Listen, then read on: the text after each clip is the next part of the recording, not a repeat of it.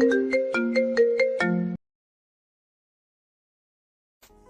ব্যাপার, ক্লাসের মধ্যে এমন করতেছো কেন? আর তুমি কে? তোমাকে তো চিনতে পারলাম না। ম্যাডাম, আমি এই কলেজে নতুন আসছি। আজকে কলেজে আমার প্রথম দিন।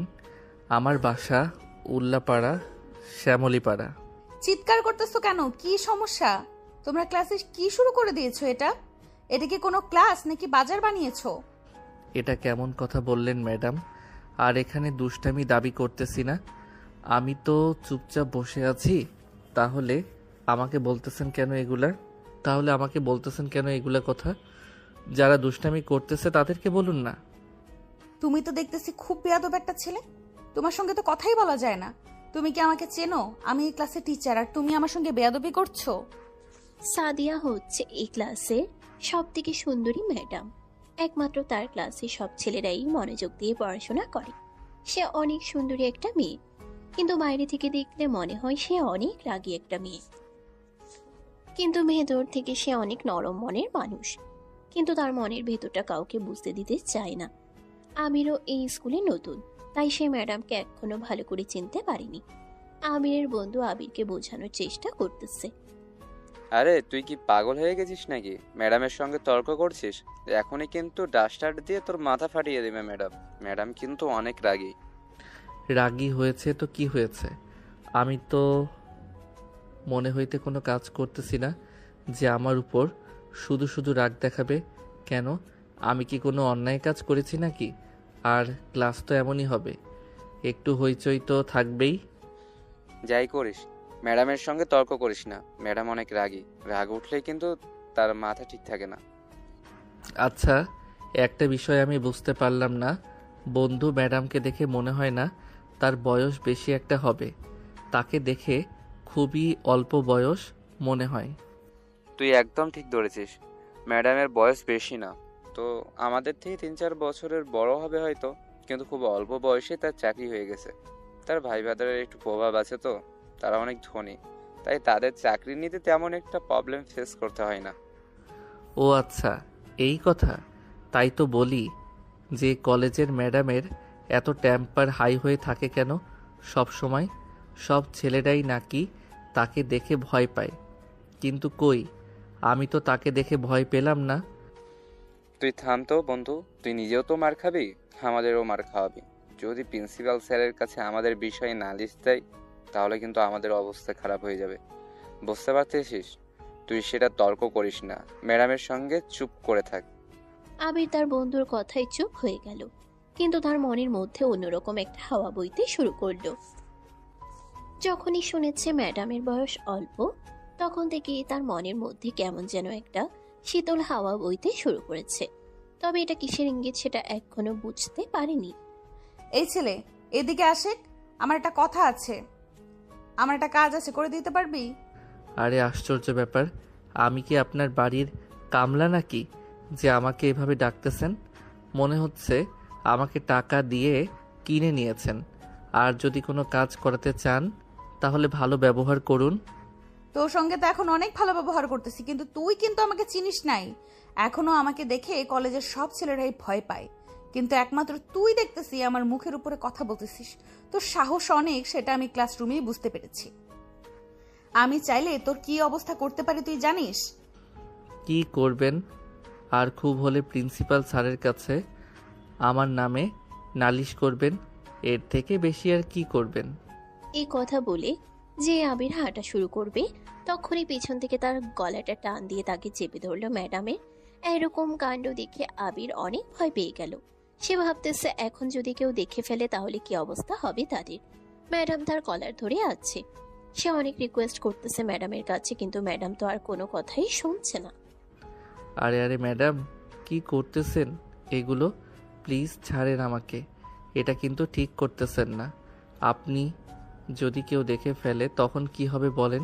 কলেজে আমার একটা মান সম্মান বলে কিছু আছে নাকি? সবার সামনে আমাকে এভাবে ছোট করবেন না প্লিজ।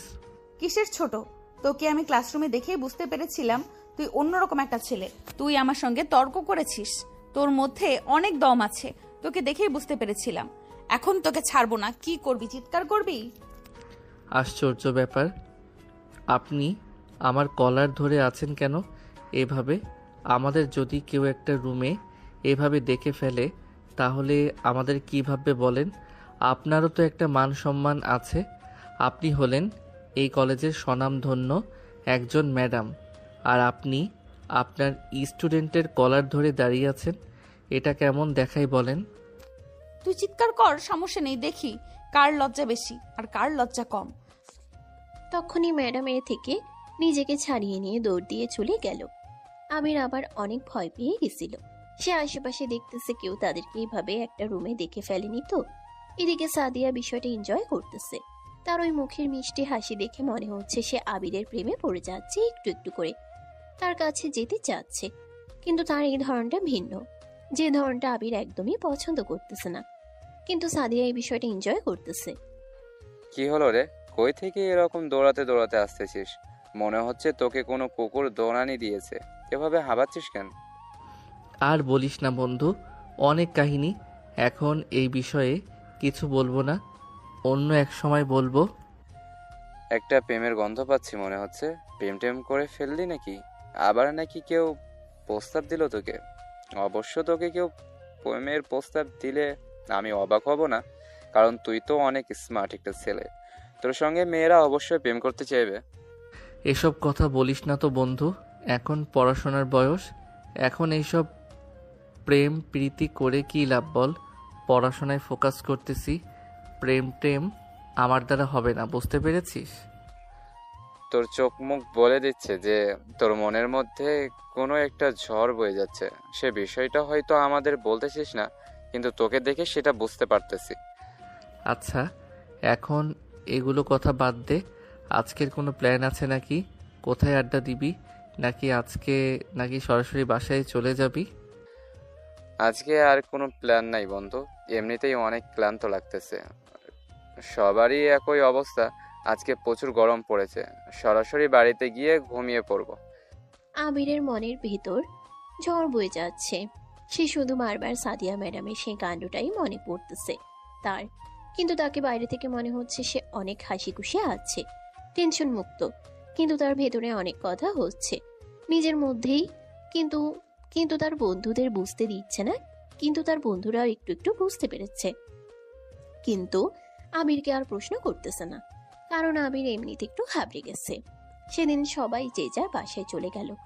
পরের দিন আবার কলেজে আসার পথে ঘটে গেল একটা অনাকাঙ্ক্ষিত ঘটনা, যেটা কেউ কল্পনা করতে পারেনি। ম্যাডাম কি করতেছেন? কেউ দেখে ফেলবে তো। আপনি এভাবে আমাকে কোথায় নিয়ে যাচ্ছেন? ট্রেনে ছাড়ুন প্লিজ। তোকে ছেড়ে দেওয়ার তো কোনো প্রশ্নই আসে না।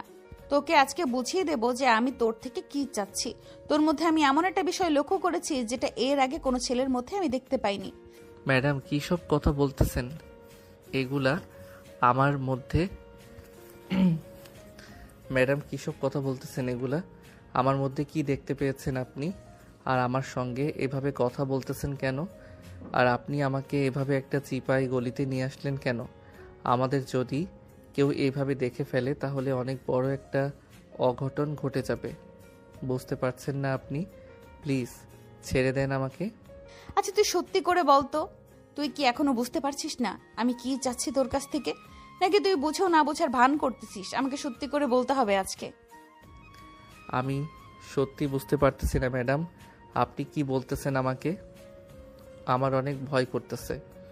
বিশ্বাস করেন, আমার সব কিছুই মাথার উপর উঠে যাচ্ছে। আমি কিছুই বুঝতে পারতেছি না। আর আপনার সঙ্গে আজ দিয়ে আমার 2 দিন দেখা, এই 2 দিনের মধ্যে আপনি আমার মধ্যে কি এমন অমূল্য বিষয় লক্ষ্য করলেন যেটা আর কেউ লক্ষ্য করেনি? কি খুঁজে পেয়েছেন আমার মধ্যে? আবির ঠিকই বুঝে গেছে, কিন্তু সে বুঝেও না বোঝার অ্যাক্টিং করতেছে, কারণ এটা তার জন্য অসম্ভব একটা কাজ। সাদিয়া তার ম্যাডাম হন, এই বিষয়টা সে নিজে যখন মানতে পারতেছে না, তাহলে তার পরিবার বন্ধু বান্ধব কিভাবে মেনে নেবে? সেটা ভাবতে ভাবতে সাদিয়া হঠাৎ তার ঠোঁটের উপর ম্যাডামের নরম ঠোঁটটা বসিয়ে দিয়ে কিস করে ফেলল। এটা কি করলেন? আমাকে ছাড়েন প্লিজ। আপনি এটা কিভাবে করতে পারলেন? আমি ভাবতে পারিনি যে আপনি এমন একটা কাজ করবেন আমার সঙ্গে। আপনার স্টুডেন্ট হয় আমি, আপনি আমাকে কিস করলেন? আমি তোকে ভালোবেসে ফেলেছি, সেটা কি তুই বুঝতে পারতেছিস না? আমার এর আগেও অনেক ছেলের সঙ্গে পরিচয় হয়েছে আমার, কিন্তু তাদেরকে আমার কখনোই ভালো লাগেনি। আমার সঙ্গে প্রেম করার চেষ্টা করেছে অনেক ছেলে, কিন্তু আমি কখনো কাউকে পাত্তা দিইনি। কিন্তু এই প্রথম একটা ছেলেকে দেখে আমি তার প্রেমে পড়ে গেছি, আর সেটা হচ্ছে তুই। কি বলতেছেন এগুলা? আপনার বয়স কত আর আমার বয়স কত সেটা কি একটু খেয়াল করেছেন? আপনি আমাকে ছাড়েন প্লিজ। আপনার সঙ্গে আমার এই বিষয়ে আর কোনো কথা নেই, আর আমাকে ডিস্টার্ব করবেন না প্লিজ। তোকে আমি ভালোবাসি, তোকে তো ডিস্টার্ব করবই। তুই যতদিন আমাকে ভালো না বাসবি ততদিন তোকে এভাবেই রোমান্টিকভাবে ডিস্টার্ব করব। কি করতেছেন ছাড়ুন প্লিজ। আপনি আমাকে জড়িয়ে ধরতেছেন কেন? দেখুন, কলেজে অনেক স্টুডেন্ট আছে, তাদের মধ্যে থেকে কেউ যদি আমাদেরকে এই অবস্থায় দেখে নেয় তাহলে অনেক বড় ঝামেলা তৈরি হয়ে যাবে, এমনকি আমাকে কলেজ থেকে বের করে দিতে পারে।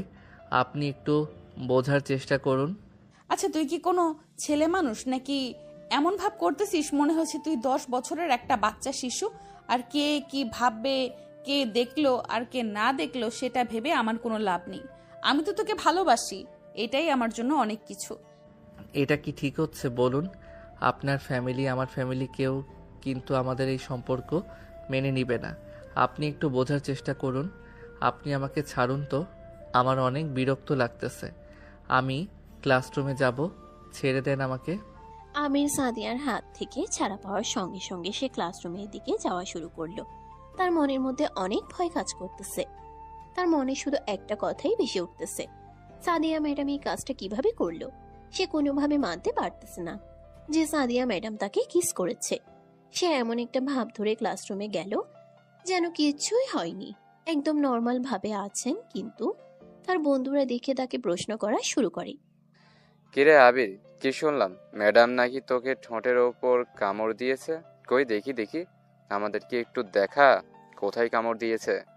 আরে কি বলতেছিস তোরা এগুলো? ম্যাডাম কেন আমাকে কামড় দিবে? তোরাও না পারিস? কী সব কথা বলতেছিস?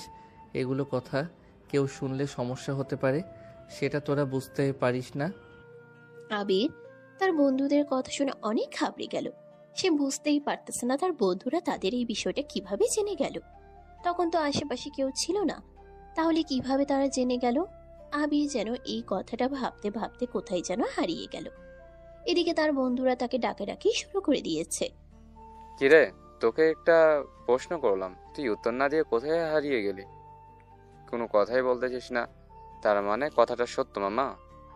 আচ্ছা, তোদের কি খেয়ে দে আর কোনো কাজ নেই নাকি? সব সময় আমার পিছনে লেগে থাকিস কেন? বুঝতে পারলাম না।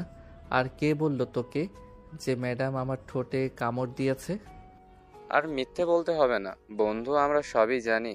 আমাদের এক বান্ধবী বলতেছে, কিন্তু সবাইকে বলে নাই, শুধু আমাদের ফ্রেন্ড সার্কেলের মধ্যে কথাটা হয়েছে। অবশেষে ম্যাডামের সঙ্গে তো রিলেশন হয়ে বেশ অবাক করা একটা কাণ্ড।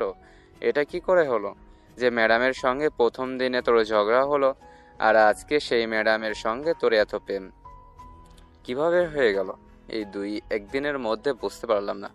তোর মধ্যে আসলে জাদু আছে, মেয়েরা তোকে দেখলেই পাগল হয়ে যায়। চুপ করে থাকতো।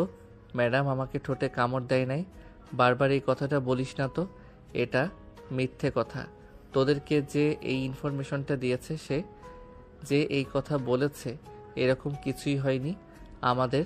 তার সঙ্গে তো আমার দেখাই হয়নি এ পর্যন্ত, কলেজে আসার পর থেকে। আবির কোনো মতেই তাদের সামনে সত্যটা বলতে চাচ্ছিল না। আবির চায় না যে তার বন্ধুরা তার এই পার্সোনাল বিষয়গুলো নিয়ে কথা বলুক, তাই সে বারবার এড়িয়ে চলতেছে কথাগুলো। তার বন্ধুরা বলার পরেও সে চুপচাপ ধৈর্য ধরে কথাগুলো অন্যদিকে ঘোরানোর চেষ্টা করতেছে। কিন্তু তার বন্ধুরা তারই সম্পর্কের বিষয়ে ধীরে ধীরে আরো দৃঢ় হয়ে যাচ্ছে। কি ব্যাপার, ক্লাসরুমে এত হইচই হচ্ছে কেন? কালকে তোমাদের সবাইকে একটা চ্যাপ্টার পড়ে আসতে বলেছিলাম, সেটা কি পড়ে এসেছো সবাই? জি ম্যাডাম, পড়ে এসেছি, কিন্তু আর একটা বার যদি পড়ার সুযোগ দিবেন তাহলে পড়া দিতে আমাদের অনেক সুবিধা হতো আর কি। আচ্ছা ঠিক আছে, তোমাদেরকে 10 মিনিট দিলাম, তাড়াতাড়ি আর একটা বার পড়াটা ভালো করে লক্ষ্য করো, আজকে কিন্তু চ্যাপ্টার ক্লোজ করতে হবে, যেভাবেই হোক। বুঝতে পেরেছো? আজকে কোনো বাহানা চলবে না। কলেজের কেউ জানতো না আমির আর সাদিয়ার মধ্যে কোনো একটা সম্পর্ক হতে চলেছে। কেবলমাত্র তার বন্ধুরাই একটু আধটু জানতো। কিন্তু ক্লাসরুমে ঢোকার পর সবাইকে 10 মিনিট পড়ার সময় দিয়ে সাদিয়া ম্যাডাম আবিরকে ফ্লাইং কিস ছুড়ে দিল। এই কাণ্ড দেখে সবাই তো অবাক। তখন আবির অনেক লজ্জার মধ্যে পড়ে গেল। তার মনে মনে অনেক রাগ হচ্ছিল, কিন্তু সে সেই রাগটা প্রকাশ করতে পারছিল না। কি হলো আবির, আজকে কি তুই চ্যাপ্টার ক্লোজ করতে পারবি? আপনি আজকে যে কাজটা করলেন সে কাজটা করা আপনার মোটেও উচিত হয়নি। সবার সামনে আমাকে এভাবে অপমান না করলেও পারতেন। সবাই এখন আমার দিকে তাকিয়ে হাসাহাসি করতেছে। আপনি তো এটাই চেয়েছিলেন, সবাই আমাকে দেখে মজা নিক। কি বলতেছিস সেগুলো? আমি আবার কি করলাম তোর সঙ্গে যে সবাই তোর সাথে মজা নিচ্ছে? রুমে ঢোকার পরই যে আপনি আমাকে ফ্লাইং কিস দিলেন এটা সবাই দেখে ফেলেছে। সবাই এখন বুঝে যাচ্ছে যে আপনার আর আমার মধ্যে কোনো সম্পর্ক তৈরি হয়েছে। তারা তো আসল ঘটনা জানে না যে আপনি আমাকে জোর করে এই সম্পর্কে আনার চেষ্টা করতেছেন। আপনি কিন্তু জোর করে আপনার মনের মধ্যে গেঁথে নিতে চাচ্ছেন। এটা কিন্তু ঠিক নয়। এখন বাদ দে, ক্লাসরুমে এগুলো কথা বললে খারাপ দেখায়। হাজার হলেও আমি ক্লাসের ম্যাডাম, কিন্তু আর কিছুদিন পরে তোর বউ হব, এটা তোকে বলে রাখলাম। তোকে তো আমি বিয়ের করেই ছাড়বো, তারপর তোকে আসল টিউশন করাবো। তখন বুঝতে পারবি আমি কেমন রোমান্টিক একটা মেয়ে, তোর মতো এত আনরোমান্টিক না। আবির অনেক চেষ্টা করার পরেও ঘটনাটা চাপিয়ে রাখতে পারল না। আজকে তার ম্যাডামের অনাকাঙ্ক্ষিত ঘটনার কারণে সবাই জেনে গেল তাদের মধ্যে কোনো না কোনো সম্পর্ক চলতেছে। এতক্ষণ তো সবাই ধোঁয়াশার মধ্যে ছিল, কিন্তু এখন সবাই চোখের সামনে প্রমাণ পেয়ে গেছে যে তাদের মধ্যে প্রেমের সম্পর্ক রয়েছে। কিন্তু কেউ তো জানে না সে প্রেমের সম্পর্কটা এখনো একতরফা ভাবেই রয়ে গেছে। এখনো আবির ম্যাডামের সেই প্রেমে সাড়া দেয়নি। ক্লাস শেষ করে সাদিয়া অফিস রুমে চলে গেল। এই কথাগুলো পুরো কলেজের সবার কানে কানে চলে যেতে শুরু করলো। কথাটা প্রিন্সিপাল রুমেও চলে গেছে, তাই সাদিয়াকে প্রিন্সিপাল ডেকেছে এই বিষয়ে কথা বলতে। কি ব্যাপার সাদিয়া, এগুলো কি শুনতেছি? আমাদের কলেজে তো একটা রেপুটেশন আছে, তুমি কি সেই রেপুটেশনটা নষ্ট করতে চাচ্ছ? তোমার থেকে ছোট্ট একটা ছেলের সঙ্গে নাকি তুমি রিলেশন করেছো, এটা কি সত্যি? কে বললো আপনাকে? তার নামটা একবার আমাকে বলুন। আর এটা কেমন কথা বললেন আপনি? আপনি প্রিন্সিপাল বলে আমার পার্সোনাল ব্যাপারে কোনোভাবেই কথা বলতে পারেন না। এই রাইটস আপনাকে কেউ দেয়নি, এটা আমার ব্যক্তিগত ব্যাপার। এখানে আপনার কথা বলাটা মোটেও উচিত হয়নি। এটা তুমি কেমন কথা বললে সাদিয়া? আমি এই কলেজের প্রিন্সিপাল, এই কলেজের রেপুটেশন তো আমি নষ্ট হতে দিতে পারি না। কাল যদি কিছু অঘটন ঘটে যায় তখন সব দায়ভার তো আমার কাঁধে এসে পড়বে। তো আমি বলবো না, কে বলবে তোমাদের এই কথা? দেখুন, আমার পার্সোনাল বিষয়ে আপনারা কথা না বললে আমি খুশি হব। এটা আমার ব্যক্তিগত বিষয়। আর একটা ঘটনার সত্যতা যাচাই না করে এইভাবে ডেকে নিয়ে আসা কোনোভাবেই উচিত হয়নি। আশা করব আপনি এরপর থেকে আমার সঙ্গে এরকম ব্যবহার করা থেকে বিরত থাকবেন। আমার পার্সোনাল বিষয়ে আপনারা কেউই নাক গলাবেন না, আমি আশা করতেছি। প্রিন্সিপাল স্যারের সঙ্গে সাদিয়ার এরকম ব্যবহারেই বলে দিচ্ছে সে আবিরের বিষয়ে কতটা সিরিয়াস। এখন প্রিন্সিপাল তার কথা শুনে বেশ অবাক হয়ে গেছে। সাদিয়ার এমন ব্যবহার প্রিন্সিপাল আশা করেনি। সাদিয়া অনেক নরম স্বভাবের মেয়ে ছিল, কিন্তু হঠাৎ সে এইভাবে রিয়্যাক্ট করবে সেটা স্যার ভাবতে পারেনি। কিন্তু সাদিয়ার এত মেজাজ খারাপ হওয়ার পিছনে হয়তো কোনো কারণ লুকিয়ে আছে, যেটা এখনো সবার সামনে আসেনি, তবে খুব শীঘ্রই সামনে আসতে চলেছে। কিরে, তখন থেকে ঠিকই বলছি যে ম্যাডামের সঙ্গে নাকি তোর কোনো সম্পর্ক হয় নাই, কিন্তু ক্লাসরুমে তো সব প্রমাণ হয়ে গেল। এখন কি নতুন করে মিথ্যা কথা বলবি? দেখ বন্ধু, যেটা তোরা দেখেছিস এটা মোটেও সেরকম কিছু না। তোরা শুধুই এগুলো ভাবতেছিস, এরকম কিছুই হয়নি। ম্যাডাম হয়তো ফাইজলামো করে এরকম একটা কাণ্ড ঘটিয়েছে। সব বিষয়ে এত সিরিয়াস হলে কেমনে হবে বলতো? এখন এগুলো কথা বাদ দে প্লিজ। আজকে তো বৃহস্পতিবার, কালকে তো ছুটি। তাহলে কালকে কোনো ঘোরার প্ল্যান থাকলে আমাকে জানাস। আজকে আমি একটু ক্লান্ত হয়ে গেছি, তাড়াতাড়ি বাসায় চলে যাব। এখন তো বাসায় যাবি? মন তো অনেক ভালো, ম্যাডামের ঠোঁটের কামড় মেরেছে। যা বাড়িতে গিয়ে ওই ঠোঁট ধুয়ে পানি খা, দেখবি অনেক ভালো লাগবে। আর ম্যাডামকে নিয়ে এখন শুধু স্বপ্নই দেখিস। আবার দেখিস আমাদের যেন ভুলে যাস না। ধুর, তোদের সঙ্গে আর কথাই বলবো না, শুধু উল্টাপাল্টা কথা বলিস, বারবার একই কথা বলে মেজাজটাই খারাপ করে দিলি। থাক, বাসায় গেলাম, কালকে আমি বের হব না তোদের সঙ্গে, শনিবারে দেখা হবে। আজকে আমি গেলাম, ভালো থাকিস তোরা সবাই। কিরে, তোরা কেউ কিছু বুঝতে পারলি? স্বাধীন হঠাৎ এত রেগে যাওয়ার কারণটা কি হতে পারে? এই ঘটনাটা যদি মিথ্যা হতো তাহলে আবির এত রেগে যেত না। আমার মনে হচ্ছে এটার মধ্যে অনেক বড় রহস্য লুকিয়ে আছে, যা ধীরে ধীরে উন্মোচন হচ্ছে সবার সামনে। আর একটু সময় নিই, দেখো সব কিছু সবার সামনে ক্লিয়ার হয়ে যাবে। কিন্তু মনে হচ্ছে আবির অনেক রেগে আছে, ওর সঙ্গে এসব বিষয়ে কথা বলা ঠিক হবে না। তার থেকেও বাসায় চলে যাক। তোরা একদম ঠিক কথা বলেছিস। সারাদিনই একই কথা শুনে শুনে ওর মেজাজ হয়তো খারাপ হয়ে গেছে। থাক, ওকে ওকে আর ডাকতে হবে না, ও বাসায় যাক, গিয়ে রেস্ট করুক। শনিবার তো দেখা হচ্ছে। আবিরের কথা শুনে বোঝা যাচ্ছে সে তার ম্যাডামের উপর কতটা বিরক্ত হয়ে গেছে। তার ম্যাডামের এরকম ব্যবহার সে আর সহ্য করতে পারতেছে না। সে প্রচন্ড পরিমাণে বিরক্ত হয়ে গেছে তার ম্যাডামের উপরে। এদিকে সাদিয়া যেন তার পিছনে ছাড়তে রাজি নয়। সে হাল ছাড়ছে না, সে আবিরকে বিয়ে করে ছাড়বে। কিন্তু আবির তাকে দেখলে এখন বিরক্ত অনুভব করছে। কিন্তু আবিরের বাইরের রাগান্বিত চেহারাটা দেখে মনে হতে পারে সে হয়তো অনেক বেশি পরিমাণে রেগে আছে।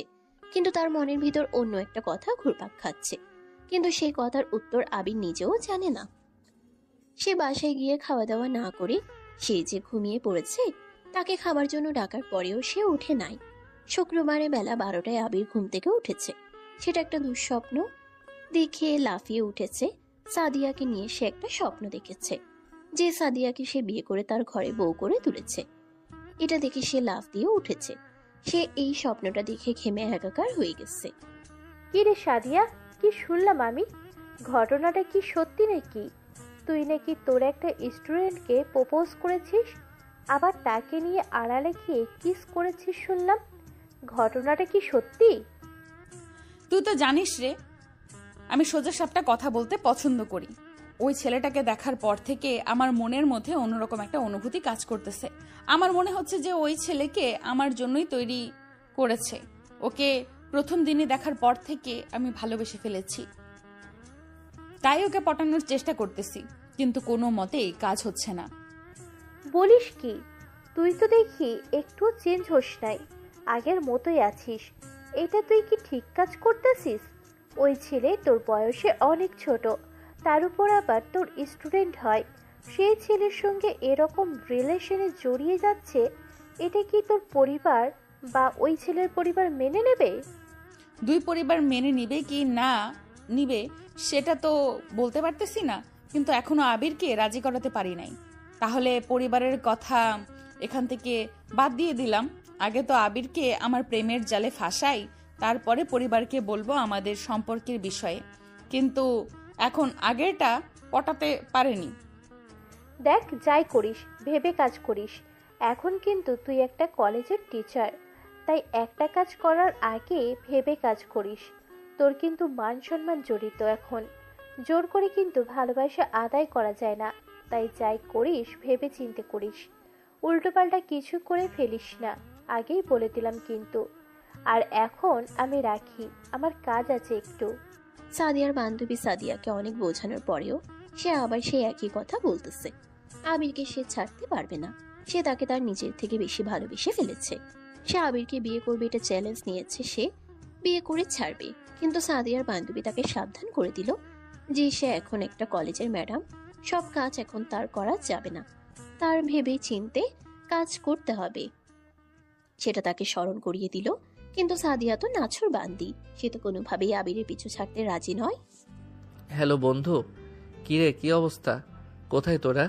তোদেরকে না বললাম যদি তোরা কোথাও আড্ডা দিস তাহলে আমাকে ফোন দিয়ে জানাস, নাকি আজকে বের হবি না তোরা? যদি বের না হোস সেটা আমাকে বলে দে, তাহলে খাওয়া দাওয়া করে আমি এখন ঘুমিয়ে পড়ব। আমার শরীরটা অনেক ক্লান্ত, কিছুদিন যাবৎ হলো ঠিকমতো ঘুমাতে পারি না, অনেক টেনশন মাথার মধ্যে ঘুরপাক খাচ্ছে। শুধু যা বলবি তাড়াতাড়ি বল। না বন্ধু, আজকে বের হব না। আমার একটু বাসায় কাজ আছে তো। আব্বু এখন যেতে দিবে না।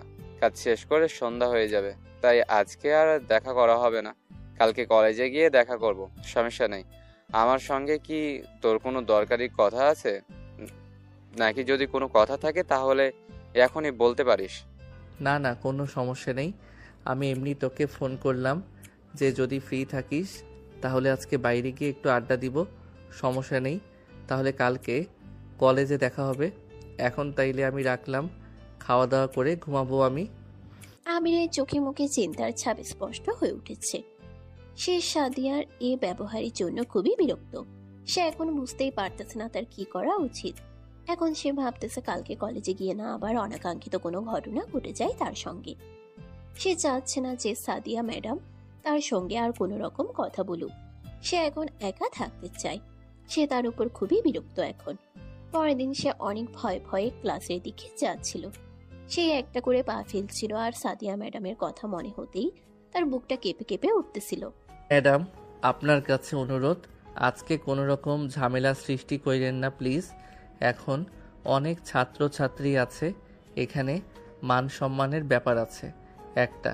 এখানে এমন কিছু কইরেন না যেখানে আমাদের দুজনেরই সম্মানটা নষ্ট হয়ে যায়। আপনার ফ্যামিলি আছে, আমারও ফ্যামিলি আছে। তুই কি বলতে চাচ্ছিস? আমি কি তোকে সবসময় বিরক্ত করি নাকি? আর বিরক্ত যদি করেও থাকি, সেটা কি জন্য করি সেটা কি তুই বুঝতে পারছিস না নাকি? এত অ্যাটিটিউড কিসের জন্য তোর? নাকি আমি তোকে পছন্দ করি দেখে তোর এত ভাব বেড়ে যাচ্ছে? ধীরে ধীরে এত ইগনোর করা কিন্তু ঠিক না, বুঝতে পেরেছিস? আমি কোথায় আপনাকে ইগনোর করলাম বলেন? আমি শুধু বলতেছি এমন কোনো ঘটনা ঘটায়েন না যেখানে আমাদের দুজনের মান সম্মান নিয়ে টানাটানি বেড়ে যায়। এখানে অনেক ছাত্রছাত্রী আছে, তাই সবার সামনে কোনো মব সৃষ্টি করেন না। কেন, আমাকে দেখলে কি তোর গুন্ডির মতো লাগে নাকি? যে আমাকে দেখে তুই এত ভয় পাস নাকি আমি তোকে মারধর করেছি? নাকি আমি এই কলেজে গুন্ডামি করে বেড়াই যে তুই আমাকে দেখে এত ভয় পাস? আমি তো তোকে ভালোবাসি, সেটা কি তুই বুঝতে পারছিস না? একটাবার আমার মুখের দিকে তাকা, আমার এই চোখের দিকে একটাবার তাকা, আমার মনটা একবার পড়ে দেখ। তোকে যে কত ভালোবাসি এই চোখের দিকে তাকালেই বুঝতে পারবি। ম্যাডাম, এরকম কথা মুভিতেই মানায়, বাস্তবে না। আপনি আমার থেকে বয়সে বড়, সেটা বাদ দিলাম, কিন্তু সব থেকে বড় কথা হচ্ছে আপনি আমার কলেজের ম্যাডাম। আপনি বুঝতে পারতেছেন এই কথাটার ওজন কত? আপনার ফ্যামিলি, আমার ফ্যামিলি আমাদের সম্পর্ক কখনোই মেনে নিবে না। আপনি একবার বোঝার চেষ্টা করুন।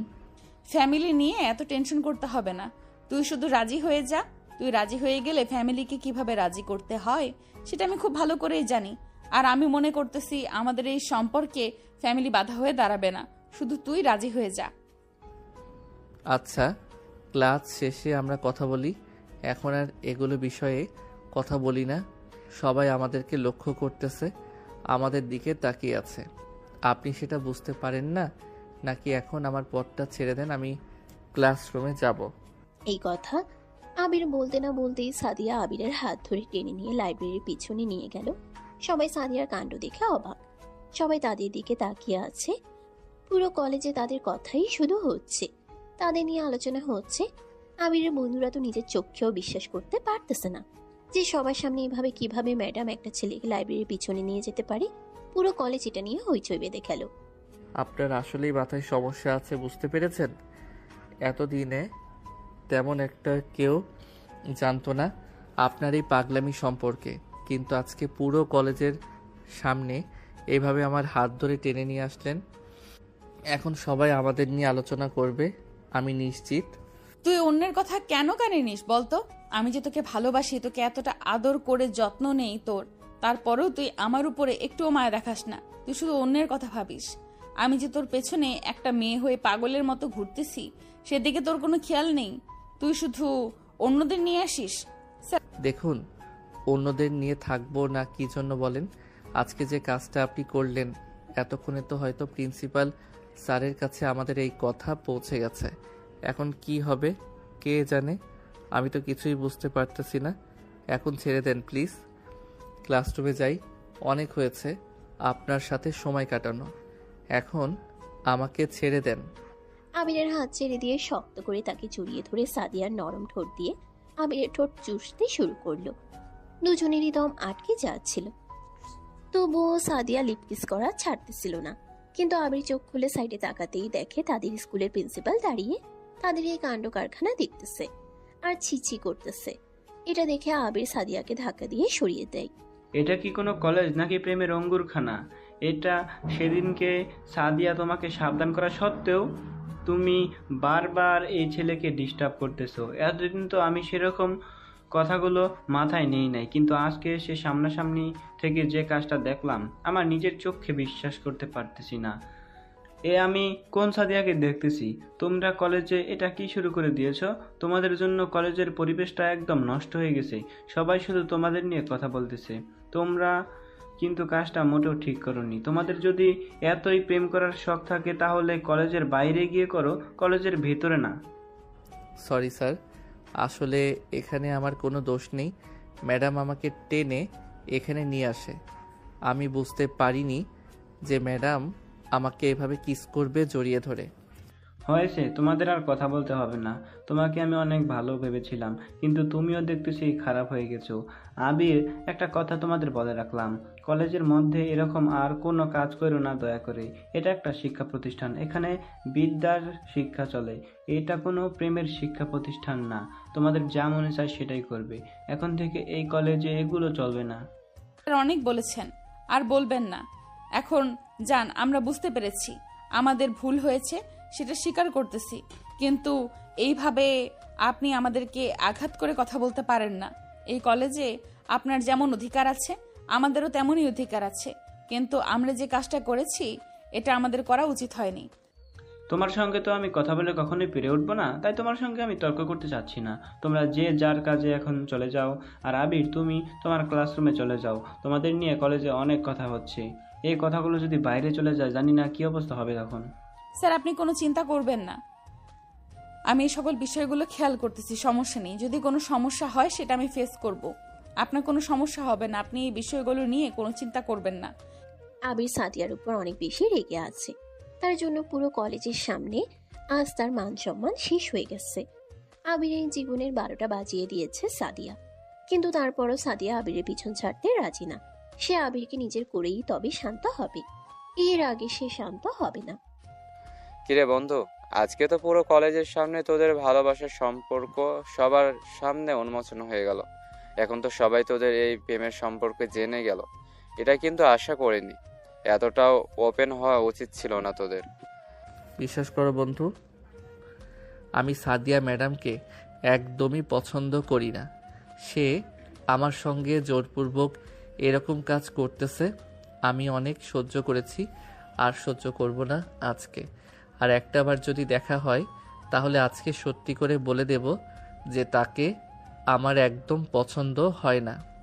এরকম কিছু বলা কিন্তু ঠিক হলো, এমন কিছু বলা কিন্তু ঠিক হবে। যেহেতু সে তোকে ভালোবাসে, তাই তাকে এরকমভাবে কষ্ট দেওয়া ঠিক হবে না। তুই একটু অপেক্ষা কর, সময় নে, তারপরই সব বুঝতে পারবে। এখন তো উত্তেজনা সময় তোর অনেক রাগ হয়ে গেছে, সেটা বুঝতে পারতেছি। তাই এখন ধৈর্য সহকারে কাজ করতে হবে। অনেক ধৈর্য ধরেছি, আর কত বলো? এভাবে কি আর জীবন চলে? কতক্ষণ এভাবে সহ্য করে থাকা যায়? আমি আর পারতেছি না বন্ধু, হারিয়ে গেছি ম্যাডামের যন্ত্রণায়। আমি ঠিকমতো খেতে পারি না, ঠিকমতো ঘুমাতে পারি না, আমার কোথাও শান্তি নেই। আগে কলেজে আসলে অনেক ভালো লাগতো, তোদের সঙ্গে আড্ডা দিতাম, ঘুরতাম, খাওয়া দাওয়া করতাম। কিন্তু এখন কলেজে আসতে মন চায় না। কলেজ এখন আমার কাছে জাহান্নামের মতো লাগে। আমার আব্বু আম্মু আমাকে নিষেধ করেছিল এই কলেজে ভর্তি না হতে। আসলে আমার কপালটাই খারাপ, সেখানেই পছন্দ করে যাই, সেখানেই আমার জন্য দুঃখ যেন তৈরি হয়ে থাকে। আচ্ছা, আর আবেগ দেখাস না। এত রেগে যাচ্ছিস কেন? এত রাগ ঠিক না, ধৈর্য ধর। দেখ, একটা মানুষ তোকে পাগলের মতো ভালোবাসে, অন্তত তার ভালোবাসার মূল্যটা তো দে। তোদের নিয়ে কলেজে অনেক আলোচনা হচ্ছে, সবাই জান তোদের সম্পর্কের বিষয়। আর আমি বলতেছি যে তুই একটু সময় নিয়ে হলেও দেখতো তার সঙ্গে সম্পর্কটা টিকিয়ে রাখতে পারিস কিনা। সাদিয়া ম্যাডামের মতো এত ভালো তোকে কেউ বাঁচতে পারবে না। আমি তোকে বলে দিলাম, এটা তুই লিখে রাখ প্রয়োজন হলে। আবির তার বন্ধুর কথাগুলো শুনতেছে আর তার রাগ যেন ধীরে ধীরে কমে যাচ্ছে। তবে কি সেও সাদিয়ার প্রেমে পড়ে যাচ্ছে? কিন্তু সাদিয়া ম্যাডাম হওয়ার কারণে আবিরের মন কিছুতেই মানতে রাজি হচ্ছে না। একবার তার মনে হচ্ছে সাদিয়া ম্যাডাম তার জন্য যোগ্য হবে, আর একবার মনে হচ্ছে সে তো ম্যাডাম, তার সঙ্গে কিভাবে সম্পর্ক করবে, আর পরিবার সমাজ বা কিভাবে তাদেরকে মেনে নিবে। সবকিছু মিলিয়ে আবির এই জন্য পাগল হয়ে যাচ্ছে ভেবে ভেবে। দেখ বন্ধু, এত ভেবে লাভ নাই। এই পৃথিবীতে যে তোকে তার নিজের থেকেও বেশি ভালোবাসতে পারবে সেই তোর জন্য পারফেক্ট একটা মানুষ হবে। শুধু তুই যদি তাকে একটু ভালোবাসা দিতে পারিস, তাহলে আমার মনে হয় তোকে সে মাথায় তুলে রাখবে, তোকে কখনো কষ্ট পেতে দিবে না। এটা আমার মনে হয়। এখন তো আমি জোর করে কোনো কথা বলতে পারি না, সেজন্য তোকে কিছু পরামর্শ দিলাম। আমার কোনো কথাই কষ্ট পাস না তুই। আরে কী সব কথা বলতেছিস তুই? কষ্ট কেন পাবো বলতো? তুই আমার বন্ধু, তুই যদি আমাকে সঠিক কোনো পরামর্শ না দিস কে দেবে বল?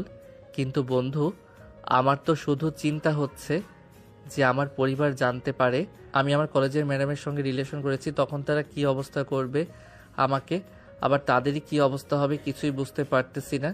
সব কিছু যেন আমার এলোমেলো হয়ে যাচ্ছে, কোনো কিছুই গুছিয়ে নিয়ে আসতে পারতেছি না। একবার মনে হচ্ছে ভালো হবে, আর একবার মনে হচ্ছে না অনেক খারাপ হবে। কোনটা করব আমি নিজেও বুঝতে পারতেছি না। কি ব্যাপার, আজকে হঠাৎ তুই আমার কলেজে আসলি? কি ব্যাপার, কোনো সমস্যা হয়েছে নাকি?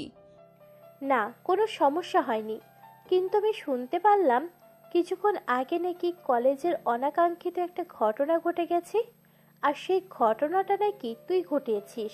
তোকে তো আমি বলেছিলাম যাই করবি ভেবে চিন্তে করিস, তাই বলে কলেজের সবার সামনে এই কাণ্ডটা করে বসলি।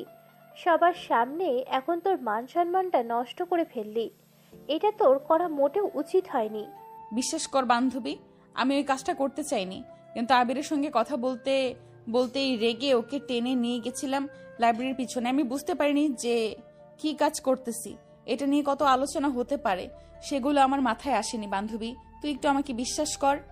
দেখ সাদিয়া, যদি তুই মন থেকে ওই ছেলেটাকে এত ভালোবেসে ফেলেছিস, তাহলে অল্প সময়ের মধ্যে ওই ছেলেটার সাথে বিয়ে সেরে নে।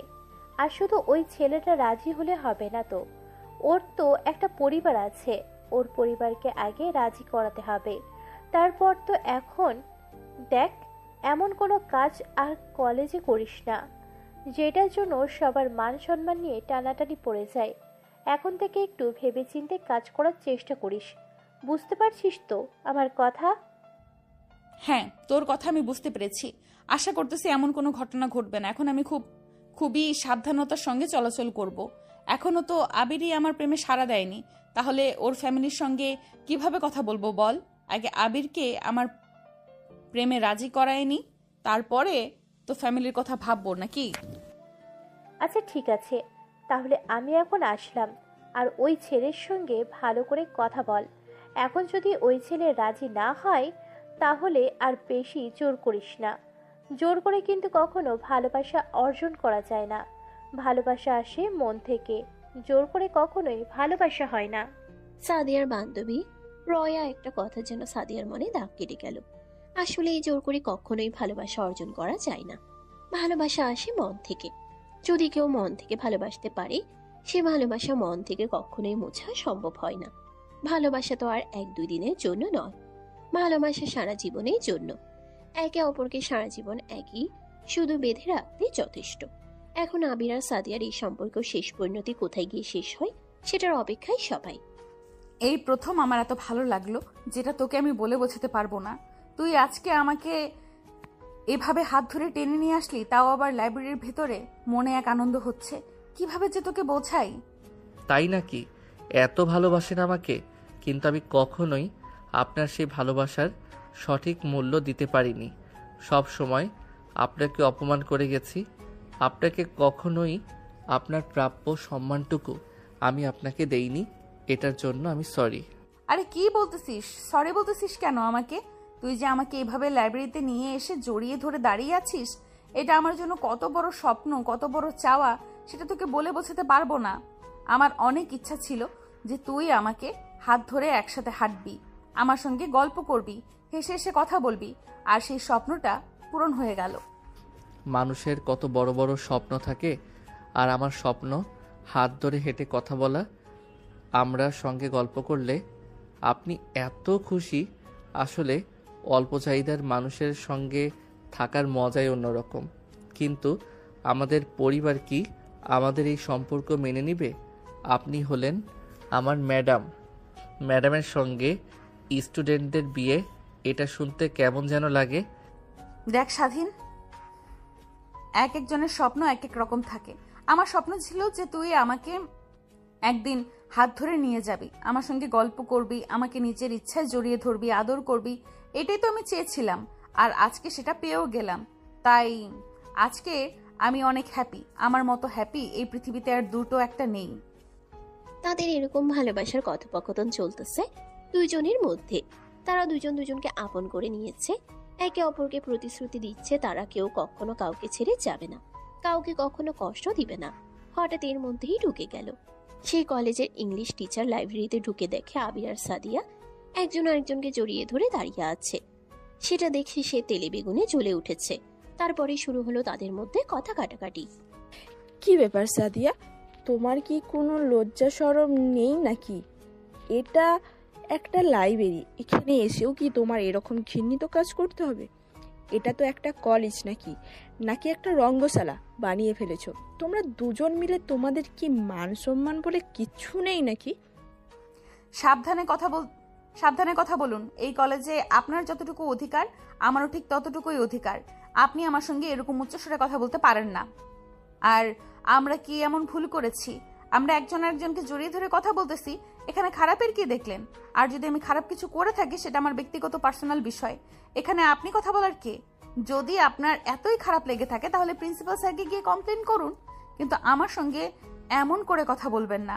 আপনার মতো আমিও উচ্চস্বরে কথা বলতে পারি, বুঝতে পেরেছেন? সাদিয়া ম্যাডাম, আপনি একটু চুপ থাকেন। উনি তো আপনার থেকে সিনিয়র, ওনার সঙ্গে বেয়াদবি করেন না। আর উনি তো ভালো কথাই বলতেছেন। এটা তো লাইব্রেরি, লাইব্রেরির ভিতরে আমাদের এভাবে দাঁড়িয়ে থেকে কথা বলা উচিত? লাইব্রেরির ভিতরে আমাদের এভাবে দাঁড়িয়ে থেকে কথা বলা উচিত না। চলুন আমরা বাইরে যাই। আমাদের জন্যে হয়তো ওনার অনেক ডিস্টার্ব হচ্ছে, তাই আমরা কারো বিরক্তের কারণ না হই। এসেছিলে ডিস্টার্ব মানে? তোমরা তো এখানে অনৈতিক কাজ করতেছো, আবার বলতেছো ডিস্টার্ব, খারাপ কাজ করতেছো তোমরা। আর আমি একটা কথা বলে রাখছি, দেখো সমস্যা হয়ে গেছে তোমাদের এসব খারাপ কাজে। তোমরা খারাপ জায়গায় গিয়ে করো, এরকম জায়গায় না, বুঝতে পেরেছো তো? এখানে যদি আবির না থাকতো তাহলে আপনার অবস্থা খারাপ করে দিতাম। আজকে আপনি আমাকে চেনেন না, আপনি কার সঙ্গে এসে উচ্চস্বরে কথা বলতেছেন? আপনাকে কিছু বলতেছি না দেখে কি আপনি মাথায় উঠে গেছেন নাকি? আপনি আমার সঙ্গে এইভাবে উচ্চস্বরে কথা বলতে পারেন না। আপনি আমাকে চেনেন আমি কে? আপনাকে কলেজ থেকে বের করে দিতে আমার 10 মিনিট সময় লাগবে না, বুঝতে পেরেছেন? সাদিয়া আর ইংলিশ ম্যাডামের এরকম তর্ক চলছিল, কিন্তু সাদিয়া ইংলিশ ম্যাডামের সঙ্গে বেয়াদবি করে বসে তাকে একটা বই ছুঁড়ে মারে, যেটা দেখে আবিরের অনেক খারাপ লাগে। তার মাথায় যেন রক্ত চেপে যায়। সে রাগ কন্ট্রোল করতে না পেরে সাদিয়াকে এসে কষে একটা চড় মেরে দেয়। সে চড়টা মারার পরপরই আবির লাইব্রেরি থেকে বের হয়ে চলে যায়, আর সাদিয়াও কান্না করতে করতে লাইব্রেরি থেকে বের হয়ে বাসার দিকে চলে যায়। এই কথা কাটাকাটি আর ছোট্ট একটা বিষয়ের জন্য তাদের মধ্যে দূরত্ব বেড়ে গেল। সবে মাত্র তারা একজন আরেকজনের কাছে আসতে শুরু করেছিল, এর মধ্যেই তাদের দূরত্ব তৈরি হয়ে গেল। তাদের মধ্যে কথা বন্ধ হয়ে গেল, অনেক দিন হয়ে গেছে তারা একজন আরেকজনের সঙ্গে কথা বলে না, দেখা হয় না। কি ব্যাপার বন্ধু, অনেক দিন পর কলেজে আসলি, তোর তো দেখাই পাওয়া যায় না। ফোন দিলে ফোন ধরিস না, আবার কলেজেও আসিস না। কি হয়েছে বলতো? সেদিনকার ওই ঘটনার পর থেকে আর কলেজে আসিস না।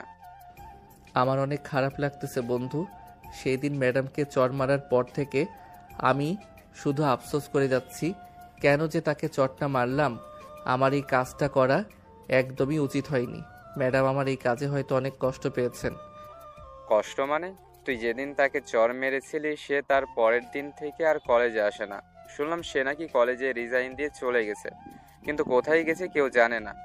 তার ফোন নাকি বন্ধ, তার সঙ্গে তার পরিবারের নাকি যোগাযোগ নেই, কেউ তার সম্পর্কে কিছুই জানে না। কি বলতেছিস এগুলা?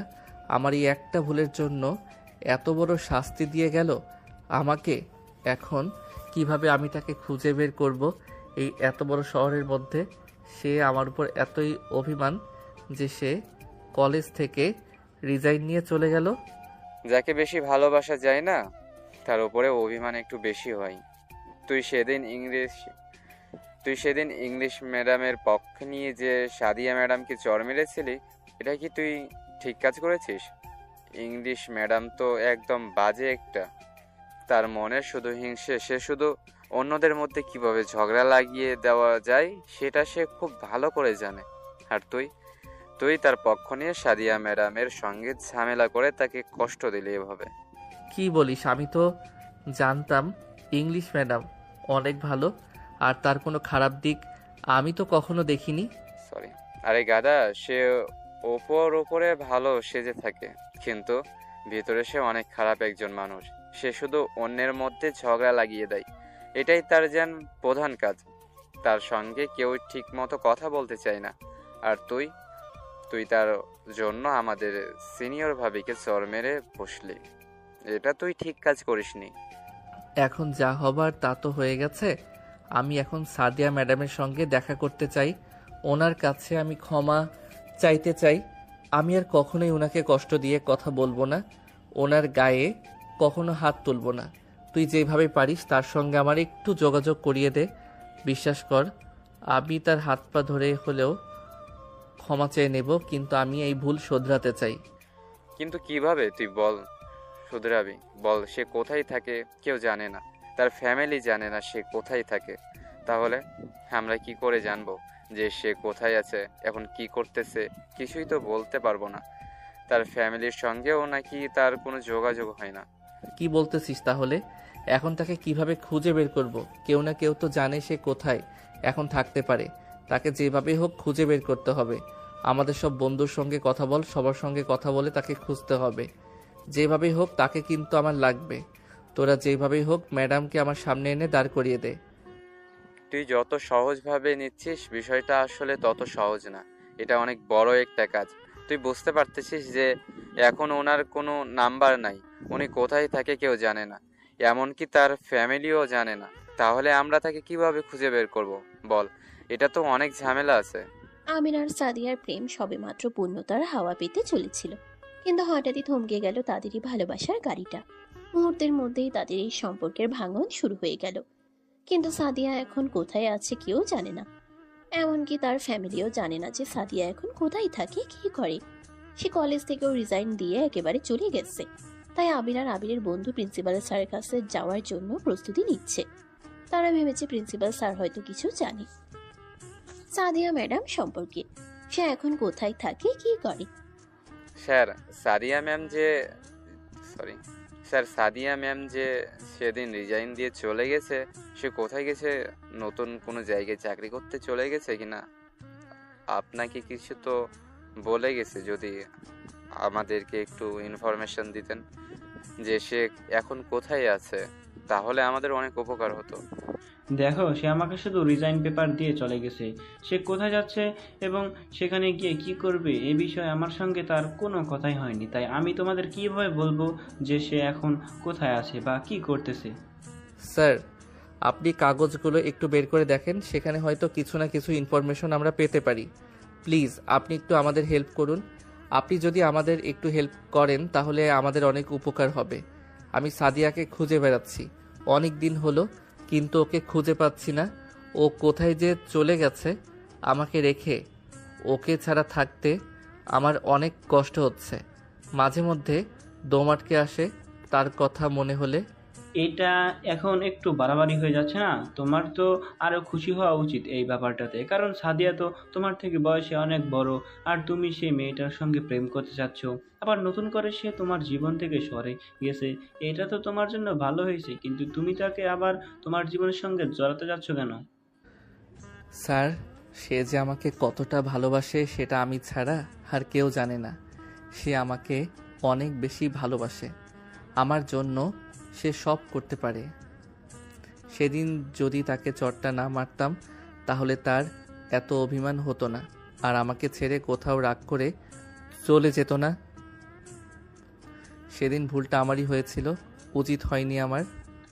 এখন সেটা তোমাদের ব্যক্তিগত বিষয়।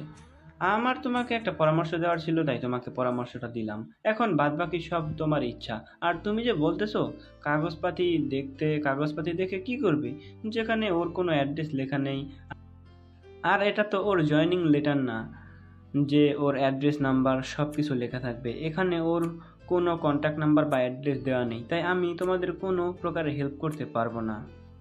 প্রিন্সিপালের কথা শুনে যেটুকু আশা বেঁচে ছিল আবিরের মধ্যে সাদিয়াকে খুঁজে পাওয়ার, সেটুকু আশাও শেষ হতে চলেছে। কিভাবে এখন সাদিয়াকে খুঁজে পাবে? সাদিয়া কোথায় আছে, সে কেমন আছে?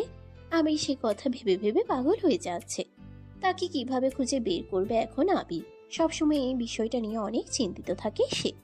সাদিয়াকে ছাড়া অনেক কষ্টে দিনগুলো পার করতেছে।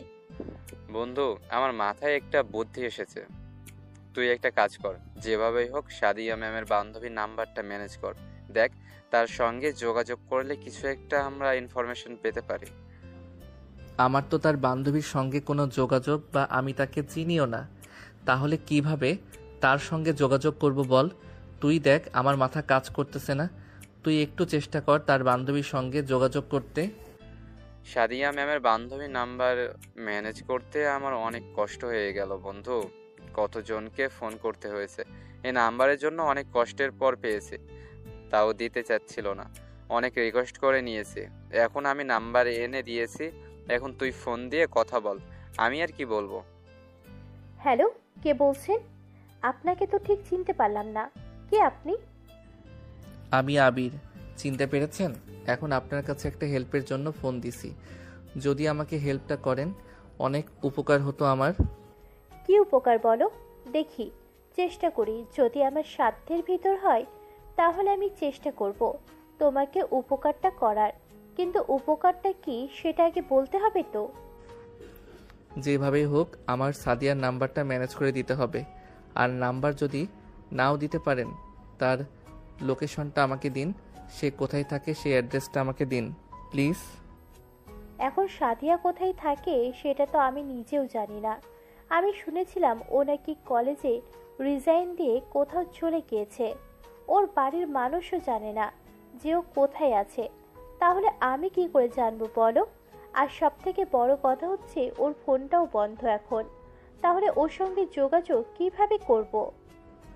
ওনার সঙ্গে যোগাযোগ করার কি কোনো উপায় নেই? আমি সেদিন অনেক বড় একটা ভুল করে ফেলেছিলাম তাকে চর মেরে। আমি যদি সেদিন তাকে চর না মারতাম তাহলে এত বড় ঘটনা ঘটতো না। আমার উপর রাগ করে সে কোথায় হারিয়ে গেল আমাকে একা রেখে। এখন তুমিও একটু খোঁজাখুঁজি করো, আর আমি এখান থেকে চেষ্টা করছি। আর ওর যত পরিচিত মানুষ আছে সবার সঙ্গে কথা বলার চেষ্টা করো। আর আমি আমার সর্বোচ্চ চেষ্টা করছি ওকে খুঁজে বের করার। আচ্ছা ঠিক আছে, আমি সবার সঙ্গে কথা বলতেছি।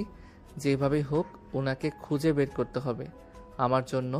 তার ফ্যামিলির সঙ্গেও সে সম্পর্ক শেষ করে দিয়ে গেছে। তাদের সঙ্গে আর কোনো যোগাযোগ করে না। তারাও তাকে নিয়ে অনেক চিন্তা করতেছে। আমার জন্য তাদেরকেও কষ্ট করতে হচ্ছে। বন্ধু, এখন এগুলো ভেবে কোনো লাভ নেই। এখন তোকে শক্ত হতে হবে। যদি তোর ভালোবাসা সত্যি হয়, তুইও যদি ম্যাডামকে তার মতো করে ভালোবাসতে পারিস, তাহলে তুই তাকে খুঁজে বের করতে পারবি। তাছাড়া আর কেউ খুঁজে বের করতে পারবে না। তুই একটু মাথা খাটা, তুই একটু ভেবে দেখ সে কোথায় যেতে পারে। আর তার পরিচিত মানুষদের সাথে একটু কথা বলার চেষ্টা কর। আমি তো সবাইকে চিনি না, তুই তো একটু হলেও তার ভাই, ব্রাদার, আত্মীয় স্বজন, বান্ধবীদের চিনিস। আমি চেষ্টা করতেছি, কি করব? এর থেকে বেশি চেষ্টা তো কোনো কমতি রাখতেছি না। কিন্তু তারপরও তো খুঁজে পাচ্ছি না তাকে। কোথায় গেলে এখন তাকে খুঁজে পেতাম? এইভাবে আর ভালো লাগতেছে না, অনেক খারাপ লাগতেছে আমার তাকে ছাড়া। সাদিয়াকে ছাড়া যেন আবিরের এক একটা দিন এক একটা বছরের মতো করে কাটতেছে। সাদিয়াকে সে অনেক মিস করতেছে। কত জায়গায় ফোন করলো, কতজনের কাছে খবর নিল, কোথাও সাদিয়া যায়নি। তাহলে সাদিয়া কোথায় আছে, কেমন আছে? কেমন আছে সাদিয়া কেউ জানে না। তার পরিবারের সঙ্গেও তার কথা হয় না, অনেকদিন হয়ে গেল। বন্ধু চল একটা কাজ করি, আজকে একটু সাড়া দিয়ে ম্যাডামদের বাড়িতে ঘুরে আসি। দেখি তার বাড়িতে সত্যি কেউ কিছু জানে না নাকি আমাদেরকে মিথ্যা কথা বলতেছে তারা। ঠিক আছে, যেহেতু তোর বিশ্বাস হচ্ছে না তাহলে চল আজকে তাদের বাড়িতে গিয়ে ঘুরে আসি। দেখি তারা কেমন কি জানে, তারা কি আসলেই জানে নাকি তারাও আমাদের মতো কিছুই জানে না। বিষয়টা একেবারে কনফার্ম হয়ে আসাই ভালো। কি ব্যাপার বাবা, তোমরা কারা, কার কাছে এসেছো? আমরা আপনার সঙ্গে কিছু কথা বলতে চাই।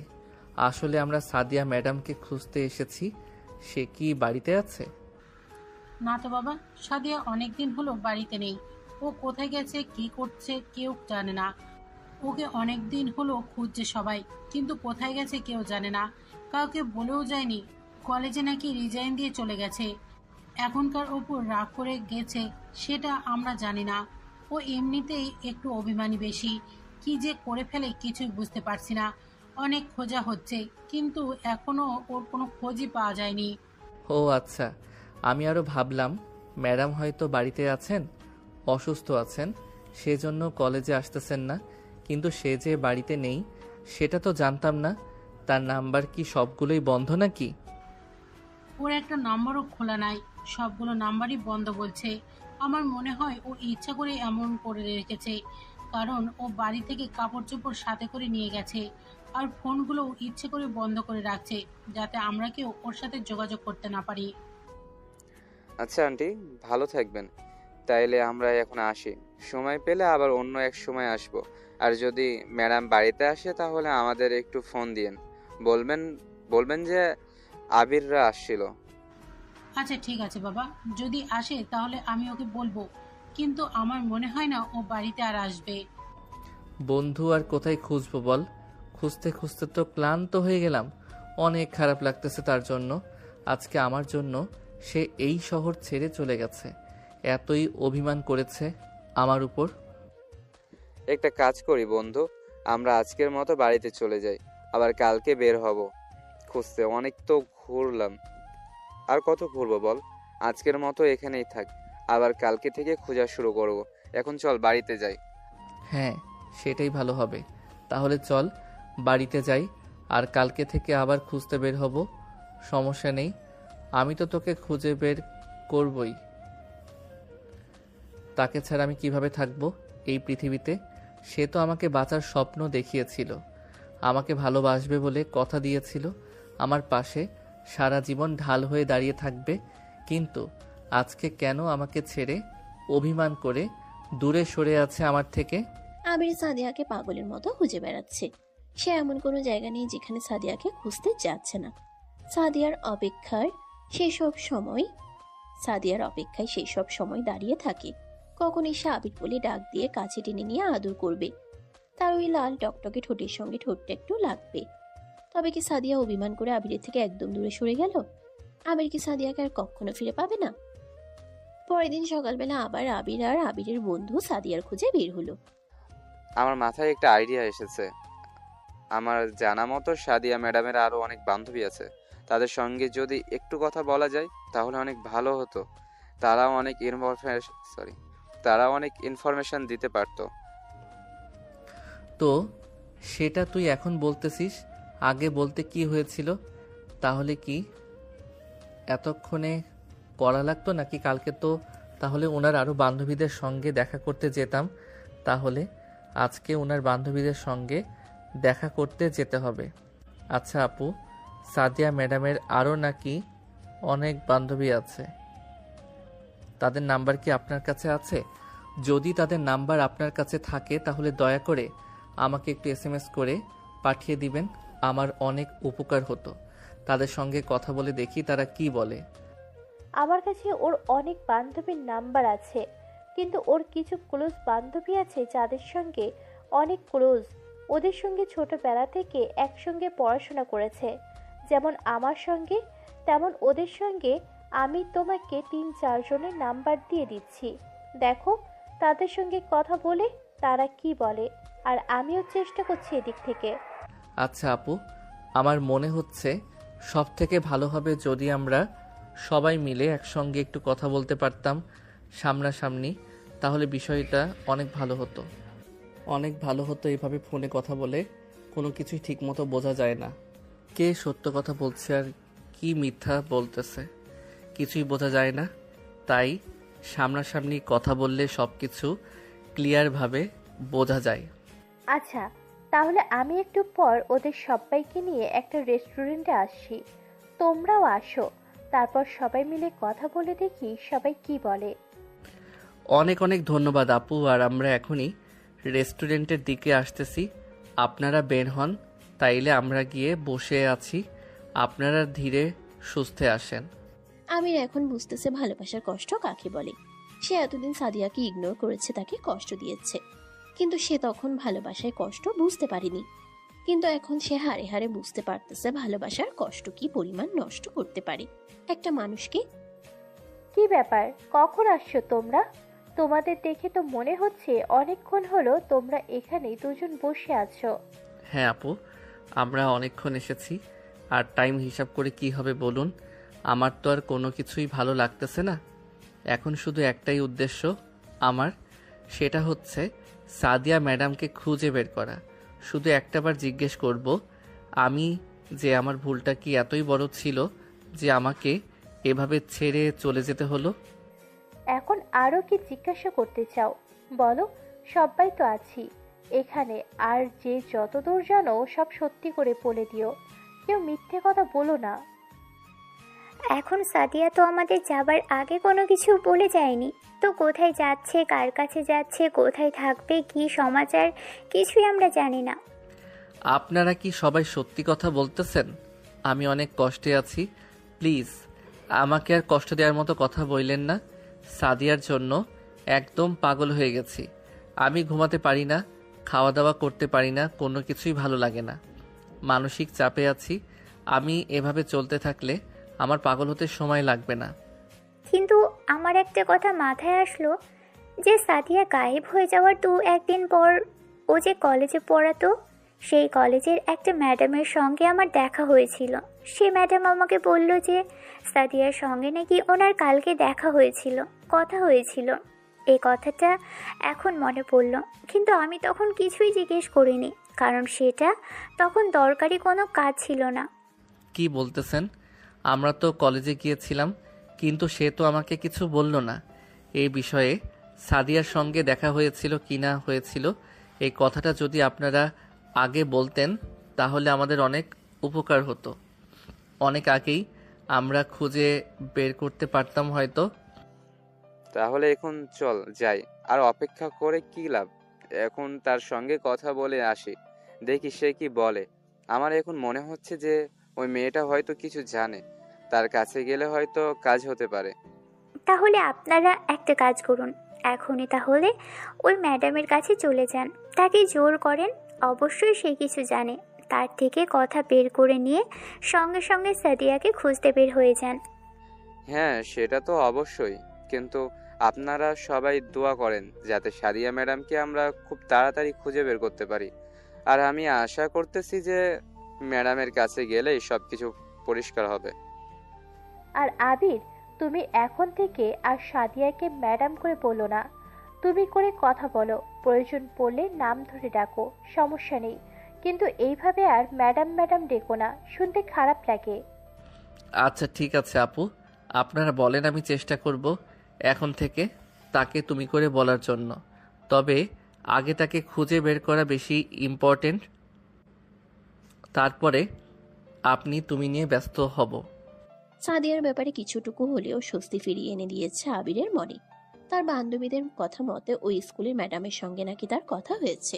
সেই ম্যাডাম কিছু হলেও জানে তাদের এখন আবিরের জীবনে সব থেকে বড় কাজই হচ্ছে সাদিয়াকে খুঁজে বের করা। এটাই যেন তার মূল উদ্দেশ্য হয়ে দাঁড়িয়ে গেছে এখন। তারপর তারা সেই ম্যাডামের সঙ্গে কথা বলতে তার বাড়িতে চলে যান। আচ্ছা ম্যাডাম, আপনার সঙ্গে কিছু কথা ছিল। যখন আমি কলেজে গেলাম তখন আপনি সেখানে ছিলেন না, তাই সরাসরি আপনার বাসায় চলে আসলাম। আপনি কী জন্য রাগ করেছেন আমাদের উপর, কিন্তু আমরা এসেছি অনেক বড় বিপদে পড়ে। এই বিপদ থেকে আপনি আমাদের কিছুটুকু হেল্প করতে পারবেন? আমি বুঝতে পেরেছি তো যে তোমরা আমার কাছে কি জন্য এসেছো, এখন বুঝতে পেরেছি। কিন্তু যে কাজে এসেছো সেটা আমি কত দূর হেল্প করতে পারবো এখনো বলতে পারছি না।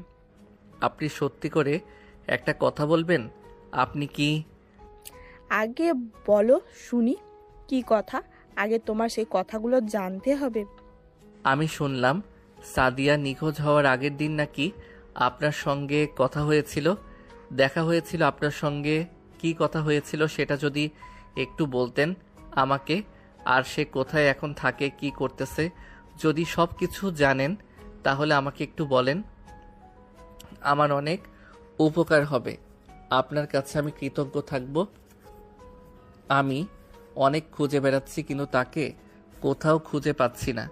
আপনি আমাকে এখন একটু হেল্প করেন। সেদিন যে লাইব্রেরিতে আমার সঙ্গে খারাপ ব্যবহার করেছিলে না, সেটার জন্য আমার কাছে ক্ষমা চাইতে এসেছিলে। আমার হাত ধরে ক্ষমা চেয়ে অনেক কান্নাকাটিও করলো। যে তোমার জন্য এত কিছু করলো, সে তুমি ওর গায়ে হাত তুলেছো। তোমার এই গায়ে হাত তোলাতে অনেক কষ্ট পেয়েছে, আর আমার সাথেও খারাপ ব্যবহার করেও অনেক কষ্ট পেয়েছে। অনেক আফসোস করলাম, অনেকবার ক্ষমা চেয়েছে, আর আমার কাছে সে ক্ষমা চেয়েছে। কিন্তু কোথায় যাচ্ছে, কিভাবে যাচ্ছে, কি করবে সেখানে গিয়ে, এগুলো সম্পর্কে আপনাকে কিছু বলেনি নাকি? সত্যি করে বলেন একটু আমাকে। সত্যি বলতে ও আমার কাছে শুধুমাত্র সরি বলার জন্যই এসেছিল, আমার কাছে ক্ষমা চাওয়ার জন্যই এসেছিল। কিন্তু আমি বললাম যে আমি শুনলাম তুমি নাকি রিজাইন দিচ্ছ, তাহলে রিজাইন দিয়ে কোথায় যাচ্ছ? অন্য কোথাও চাকরি নিচ্ছ নাকি? আমাকে বলল যে এই শহর থেকে নাকি একেবারে চলে যাচ্ছে। তখন আমি প্রশ্ন করলাম কি জন্যে চলে যাচ্ছ, কোথায় যাচ্ছ? আমাকে বলতে চাচ্ছিল না, কিন্তু আমি খুব জোরাজোরি করার পর বলল যে সে নাকি সিরাজগঞ্জ চলে যাচ্ছে। কিন্তু আমাকে বলতে নিষেধ করেছিল, বলেছিল আমি যাতে কাউকে না বলি। তাই আমি এখনও কাউকে কিছুই বলিনি। ভুল ছিল ঠিক, তেমনি রেখে দিয়েছিলাম আমার কাছে কথাগুলো। সিরাজগঞ্জে শহরে একটা কলেজে চাকরি করতেছে, আমাকে এটাই বলে গিয়েছিল। আপনি সত্যি কথা বলতেছেন? সত্যি কি সে এখন সিরাজগঞ্জে আছে? আর সিরাজগঞ্জে কোন কলেজে আছে সেটা তো বললেন না আপনি। আমাকে বলল যে সিরাজগঞ্জ সিটি কলেজে নাকি সে চাকরি পেয়েছে। সে এখন থেকে ওখানেই থাকবে, পরিবারের সঙ্গে কোনো যোগাযোগ রাখবে না, প্রেমিকের সঙ্গে কোনো যোগাযোগ রাখবে না, সে কখনো নাকি বিয়ে করবে না। এটাই আমাকে বলে চলে গেল। এর থেকে বেশি কিছু আমি জানার চেষ্টা করিনি, আর নাম্বার তো চাইনি আমি। আপু, আপনি কি আমাদের সঙ্গে যাবেন? আমরা ম্যাডামের খোঁজ পেয়ে গেছি। আপনার যেহেতু বান্ধবী, আপু, আপনি কি আমাদের সঙ্গে যাবেন? আমরা ম্যাডামের খোঁজ পেয়ে গেছি। আপনারা যেহেতু বান্ধবী ম্যাডামের, আপনি সাথে গেলে একটু ভালো হতো আমাদের জন্য। এক্সট্রা একটা বেনিফিট পেতাম আমরা একটা মেয়ের সঙ্গ থাকলে, আর যেহেতু আপনি তার বেস্ট ফ্রেন্ড। আচ্ছা ঠিক আছে, তোমরা আমার জন্য একটু অপেক্ষা করো, আমি আসতেছি অল্প কিছু সময়ের মধ্যেই। আবিরের মনে যেন আনন্দে জোয়ার বইছে। তার মুখে অনেকদিন পর হাসি ফুটেছে। তার চোখ দুটো যেন শুধু সাদিয়াকে খুঁজে বেড়াচ্ছে। তার মনে এখন শুধু সাদিয়াকে একটাবার জড়িয়ে ধরার ইচ্ছাই হচ্ছে। তার মাথায় এই মুহূর্তে সাদিয়ার নাম ছাড়া অন্য কিছু আসতেছে না। সে শুধু সাদিয়ার কথাই ভাবতেছে। সাদিয়া কি এখন তাকে অ্যাকসেপ্ট করে নিবে? তাকে কি সে ভুলের জন্য ক্ষমা করে দিবে, নাকি সে আবিরকে দূরে সরিয়ে দিবে? তারা এটা ভাবতে ভাবতে সাদিয়ার বান্ধবী এসে হাজির। তারা একসাথে রওনা হলো সিটি কলেজের দিকে। সিটি কলেজের সামনে নাকি একটা ভাড়া বাসায় সাদিয়া থাকে। কিছুক্ষণ পর তারা সে কলেজের সামনে চলে গেল। একে ওকে জিজ্ঞেস করার পর তখন কিছু স্টুডেন্ট সাদিয়ার বাসাটা দেখিয়ে দিল। আবিরের চোখ শুধু সাদিয়াকে খুঁজছিল। আবির এদিক ওদিক তাকাতিয়ে ব্যালকনির দিকে তাকিয়ে দেখে সাদিয়া বসে বসে সামনের দিকে তাকিয়ে কি যেন অপলক দেখতেছে। সে সাদিয়াকে দেখে তো মহা খুশি, আনন্দে নাচানাচি শুরু করে দিচ্ছে। উপর থেকে সাদিয়া তাদেরকে দেখে অবাক হয়ে গেল। সেখানে কিভাবে আসলো তার মনে একটা কৌতূহল জেগেছে। কি ব্যাপার সাদিয়া, আমার উপর তোমার কি এমন অভিমান ছিল যে আমাকে এরকম কষ্ট দিলে? তোমাকে ছাড়া কত কষ্টে ছিলাম আমি জানো? তুমি একটা দিন আমার কাছে এক একটা বছরের মতো গেছে, এমন কোনো দিন নেই, এমন কোনো জায়গা নেই যেখানে তোমাকে খুঁজিনি, কিন্তু আমি কি এমন অপরাধ করেছিলাম আমাকে কি সেটা বলা যাবে যার সাজা তুমি আমাকে দিলে? তোমাকে একটু বোঝালাম যে ভালোবাসা কতটা যন্ত্রণাদায়ক, কতটা কষ্ট দেয়। যদি অপর পাশের একজন কষ্ট দেয় তখন কতটুকু খারাপ লাগে সেটাই তোমাকে একটু বোঝাতে চেয়েছিলাম। আর সেদিন তুমি আমাকে ওই মহিলার জন্য চড় মেরেছিলে, সেটার জন্য আমি অনেক কষ্ট পেয়েছিলাম। বাড়িতে এসে কান্না করার পরে আমি ঠিক করলাম যে আমি আর এখানে থাকবো না। তুই যাকে ভালোবাসি সে আমাকে এখনো বোঝে না, তাহলে এখানে থেকে আর কি করব? তাই আমি রাগ করে এখানে চলে এসেছি। সত্যি কি তুমি আমাকে ছেড়ে এখানে ভালো আছো? তোমাকে দেখে তো আমার মনে হচ্ছে না যে তুমি আমাকে ছেড়ে অনেক অনেক ভালো আছো। তোমার চোখ বলে দিচ্ছে যে তুমি কষ্টে ছিলে আমাকে ছাড়া। বলো সত্যি কি না? সত্যি কি মিথ্যা বলতে পারছি না, কিন্তু আমি কলেজ থেকে এসে শুধু এই ব্যালকনিতে বসে রাস্তার দিকে তাকিয়ে থাকি। কখন তুমি এসে আমাকে ডাক দিবে আর আমি দৌড়ে গিয়ে তোমাকে জড়িয়ে ধরবো, তোমাকে আদর করব। তোমার প্রতি একটা বিশ্বাস ছিল আমার যে তুমি একদিন আসবেই। দেখো সত্যি করে তুমি চলে আসলে। বিশ্বাস করবে না আমি যে কত খুশি হয়েছি তোমাকে সামনে থেকে দেখতে পেরে। আমি তো ভেবেছিলাম তুমি আমাকে হয়তো সারা জীবনের জন্য ছেড়ে দিয়েছো, তাই হয়তো আমার সঙ্গে আর দেখা করতে চাচ্ছ না, আমার সঙ্গে আর যোগাযোগও রাখতে চাচ্ছ না। আমি তো এটাই ভেবেছিলাম, কিন্তু তারপরও আমি হাল ছাড়িনি। তোমাকে খুঁজে গেছি, তার ফল আজকে পেলাম। ধৈর্যের ফল আসলে যে মিষ্টি হয় সেটা আজকে বুঝলাম আমি। আসলেই বলতে হবে, আবির আর আবিরের বন্ধু অনেক কষ্ট করেছে তোকে খুঁজে বের করতে। সারা দিন রাত শুধু তোর সন্ধানই করেছে। কত মানুষের বাড়িতে গেছে, কত মানুষের সঙ্গে কথা বলেছে, কিন্তু কেউই তোর সন্ধান দিতে পারেনি। শেষ পর্যন্ত যাকে কেন্দ্র করে ঝগড়াটা শুরু হলো সেই মানুষটার জন্য আজকে তোকে খুঁজে পেয়েছি আমরা সবাই। তাই নাকি? তাহলে এত কষ্ট করেছো আমার জন্য, যে কষ্ট আমার জন্য করেছো হয়তো তোমার মতো সেই কষ্টটা আমি করিনি, কিন্তু তোমার থেকে কম কষ্ট আমার হয়নি। আমি যখনই কলেজ থেকে এসেছি, ছুটি পেয়েছি, তখন এই ব্যালকনিতে এসে তোমার জন্য অপেক্ষা করেছি। জানালা দিয়ে নিচে তাকিয়ে থেকেছি কখন তুমি আসবে। সব সময় তোমার অপেক্ষায় বসে থাকি। আমি জানি। আর তোমাকে অনেক ধন্যবাদ আবিরের পাশে থাকার জন্য। তুমি নিঃস্বার্থভাবে আবিরকে ভালোবেসেছো, ওর পাশে ছিলে, ওকে যে সাহস দিয়ে এত দূর নিয়ে এসেছো, এটাই তো প্রকৃত বন্ধুর পরিচয় দিয়েছো তুমি। কিছু বললেন না, এটা তো আমার দায়িত্ব ছিল। আমার বন্ধু কষ্টে থাকবে এটা তো আমি দেখতে পারবো না। আমি ওর পাশে সবসময় ছিলাম, এখনো আছি, আর ভবিষ্যতে থাকবো। আমরা যদি কষ্ট না করতাম তাহলে কখনোই আপনাকে খুঁজে পেতাম না। আর আমার বন্ধু আপনাকে ভালোবাসে, আপনাকে খুঁজে পাবে সেটা মনে মনে বিশ্বাস করত। সে কখনোই ভাবেনি যে আপনাকে হয়তো সে একেবারেই হারিয়ে ফেলেছে বা আপনাকে আর কখনোই ফিরে পাবে না। সে সবসময় এটাই আশা করেছে যে আপনাকে এক সময় খুঁজে পাবে। আজকে দেখুন আপনাকে সত্যি খুঁজে পেয়েছে। সবই বুঝতে পেরেছি, আমরা আবার এক হতে পেরেছি, কারণ আমাদের ভালোবাসার শক্তি ছিল, একে অপরের প্রতি বিশ্বাস ছিল।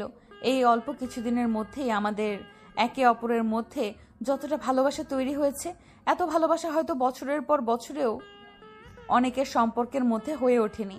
একে অপরের প্রতি বিশ্বাস, টান, ভালোবাসা থাকলে কেউ কখনো ছেড়ে যায় না, ভুলে থাকতে পারে না। এটাই সত্যি, এটাই ভালোবাসা। আজকে কেমন?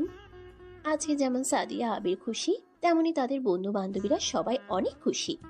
আবির তো ভাবতে পারেনি যে তারা আবার এক হতে পারবে, কিন্তু তার ভালোবাসার প্রতি বিশ্বাস ছিল, সে হাল ছাড়েনি।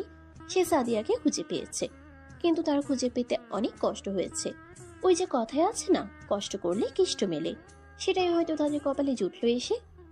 আচ্ছা তাহলে চলো, আমি আর তুমি এখন বাইরে যাই, ওরা একটু পার্সোনাল সময় কাটাক। অনেকদিন পর দেখা হলো, তারপর আবার একসাথে বাসার দিকে যাব আমরা সবাই। আচ্ছা, আমাকে ছেড়ে এতদিন তোমার কেমন লাগলো বলো? আমার এই নরম ঠোঁটের কথা কি তোমার মনে পড়েনি? আমি যে তোমাকে ভালোবাসি, আমাকে কি একটাবার জড়িয়ে ধরতে তোমার ইচ্ছে হয়নি? অনেক অনেক অনেক ইচ্ছে করেছে, কিন্তু সম্ভব হয়নি। আর কিভাবে হতো? তুমি তো ছিলে না আমার পাশে, আমার সাথে অভিমান করে দূরে চলে এসেছো। তোমাকে কিভাবে খুঁজে পাবো আমি, বলো? কিন্তু তারপর আমি বিশ্বাস হারাইনি, তোমাকে খুঁজে বের করেছি। এখন তো তোমার সামনে দাঁড়িয়ে আছি। এসো না, আমাকে একটু জড়িয়ে ধরো। এটা কি আবার বলতে হয় নাকি? কিন্তু তুমি যে আমাকে এত বেশি ভালোবেসে ফেলবে সেটা আমি কল্পনাও করতে পারিনি। আমি তো ভেবেছিলাম যে আমার দ্বারা ভালোবাসা হবে না, কিন্তু তুমি যে এত দায়িত্বশীল প্রেমিক হতে পারবে সেটা আমি কল্পনাও করতে পারিনি। এখন আমার বিশ্বাস হচ্ছে না যে তুমি এতটুকু দায়িত্বশীল হয়ে উঠেছো আমার জন্য। যাকে ভালোবাসা যায়, তাকে যত্ন করা যায়, তার জন্য জীবন দেওয়া যায়। আমি তোমাকে এতটাই ভালোবেসে ফেলেছি যে তোমার জন্য আমি সব করতে রাজি আছি। আর এটা তো তাদের কাছে সামান্য একটা বিষয়। তোমাকে আমি সারা জীবন আগলে রাখবো, ভালোবাসা দিয়ে ভরিয়ে রাখবো, আর কখনো তোমাকে এভাবে কষ্ট দিব না। আর তুমি আমাকে এভাবে হুট করে ছেড়ে চলে এসো না কখনো। আমি যদি কোনো ভুল করে থাকি আমাকে সেটা বলবে, আমি সেই ভুলটা শুধরাবো। আবির সাদিয়াকে জড়িয়ে ধরে তার লাল টুকটুকে ঠোঁটে কিস করতে শুরু করলো। সাদিয়া তার সঙ্গে রোমান্টিক মুহূর্তে হারিয়ে যেতে শুরু করলো। অনেকদিন পর তারা একে অপরকে এরকম ভাবে জড়িয়ে ধরে ভালোবাসা প্রকাশ করতে পারতেছে। তারা একে অপরকে কতটা ভালোবাসে সেটাই হয়তো প্রকাশ পাচ্ছে আজকে। তবে ভালোবাসা কখনোই শেষ হয় না, ভালোবাসা বেঁচে থাকে সারা জীবন। ভালোবাসার কখনোই মৃত্যু হয় না। একজন আরেকজনকে কখনোই ভুলে থাকতে পারে না। জীবনে প্রত্যেকটি মানুষ তাদের ভালোবাসার মানুষকে আপন করে পাক। সকলের ভালোবাসা পূর্ণতার হাওয়ায় ভেসে যাক প্রতিটি হৃদয়। প্রতিটি গল্পেরই শেষ মুহূর্তের সময়টা সবাই চায় ভালো দিয়ে শেষ হোক। ওই একটা কথা আছে না, সব ভালো যার শেষ ভালো তার। শুরু থেকে যে ভালোবাসায় শক্তি বিশ্বাস থাকে সে ভালোবাসা কখনোই শেষ হয়ে যায় না। এভাবে বেঁচে থাকুক পৃথিবীর সকল ভালোবাসা। প্রতিটা ভালোবাসাই পূর্ণতার ছোঁয়ায় আচ্ছন্ন হয়ে থাকুক। এভাবেই এই গল্পের সমাপ্ত হলো। সমাপ্ত।